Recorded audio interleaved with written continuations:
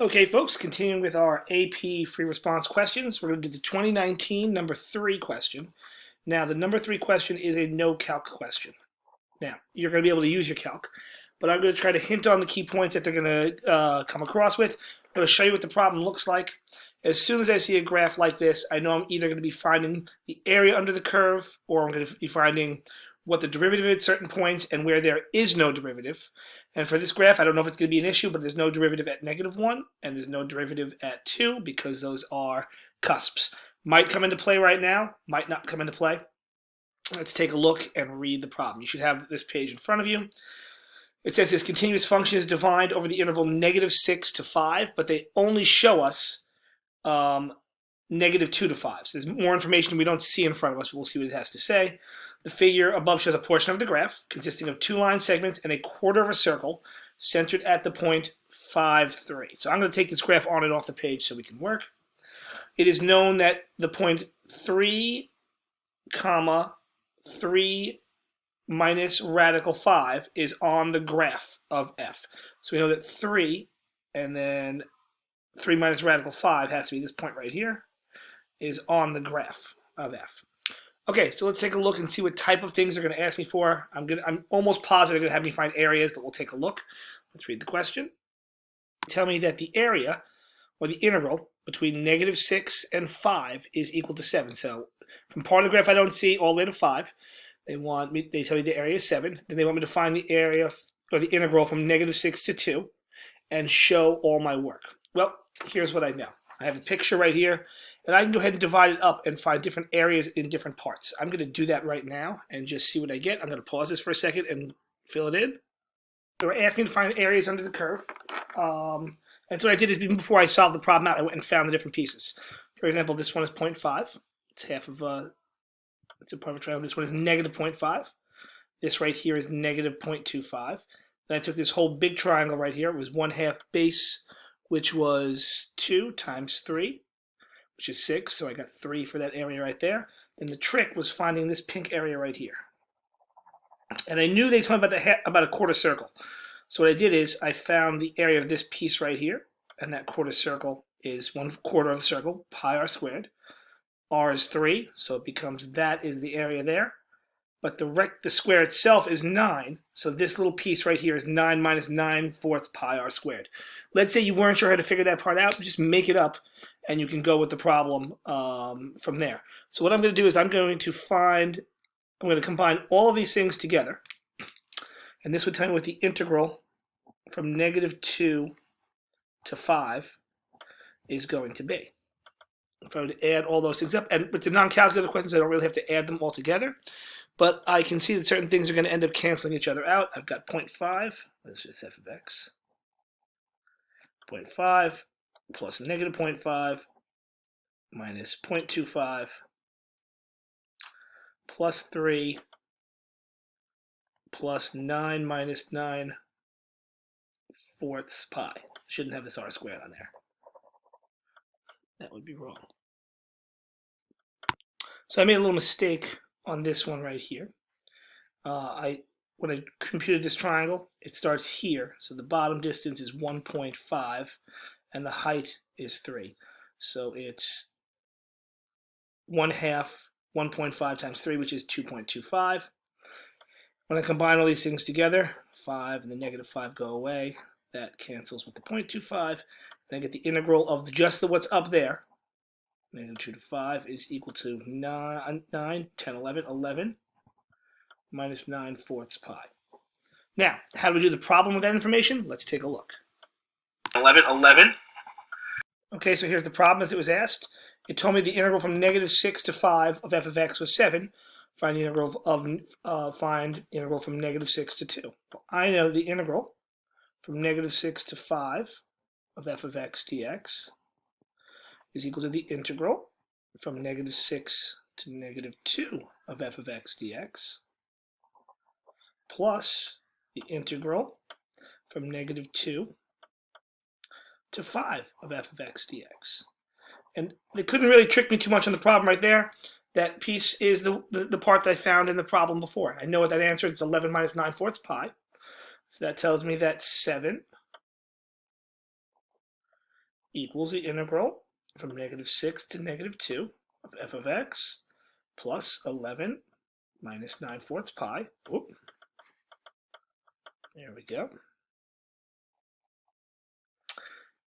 And that tells me that the integral from -6 to 2 of f of x dx equals 7 minus 11 plus 9/4 pi. I just move these numbers to the other side of the problem and gets the answer. So the long and short of this is, if they give you an integral and they ask you for a longer part, you find the pieces you have and you subtract those on off from there to find that. Okay, the next part of the question says evaluate this integral right here. Well, I'm not exactly sure how to do that. I'm probably going to have to integrate.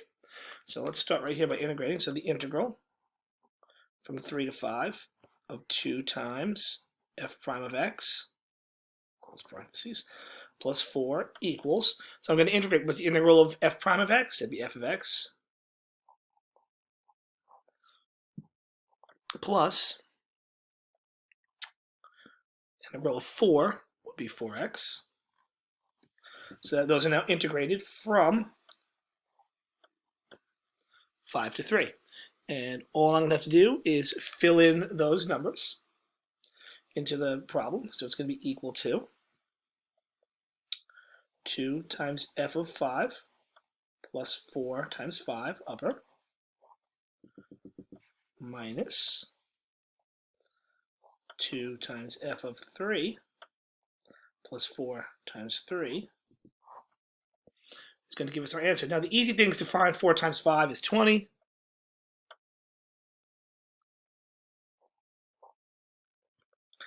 4 times 3 is 12.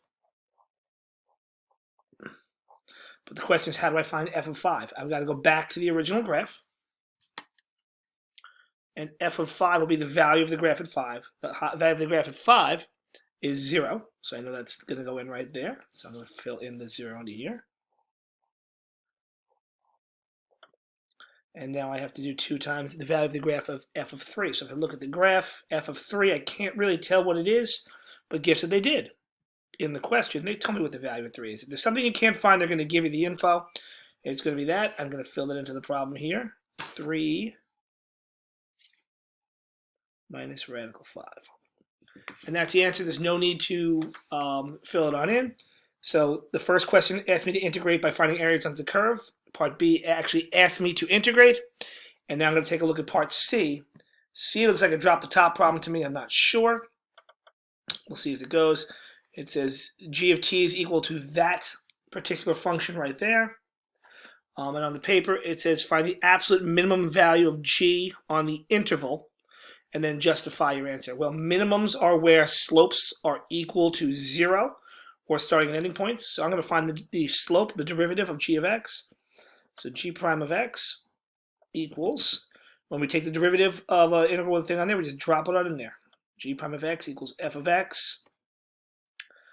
And that's all we need to do right there to find its function. So I got to figure whenever f of x is equal to 0. So I'm going to take a look at the graph right here, or undefined.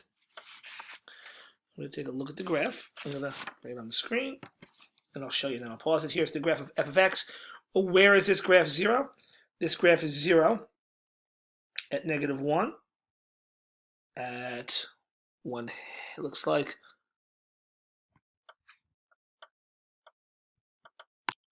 The graph turns around or has a value of 0 at -1, at 1/2, and again at 5. So those are the only 3 things that are going to be important to me. So I'm going to take this off the page for a minute, and I'm going to find the values of, I need to know, so, okay, so this is equal to 0 at -1, 1/2, and 5. So what I'm going to do is I'm going to make a number line graph for those values. -1, 1/2, and 5. I know g prime is 0 there. It'll tell me about g. So now I'll find the values of g prime in between those. So before -1, the values are positive between -1 and 1, the values are negative, and after 1, the values are positive. Okay, so it goes positive, negative, positive, and after those values, I don't have any answers on there, so the graph goes up, down, up.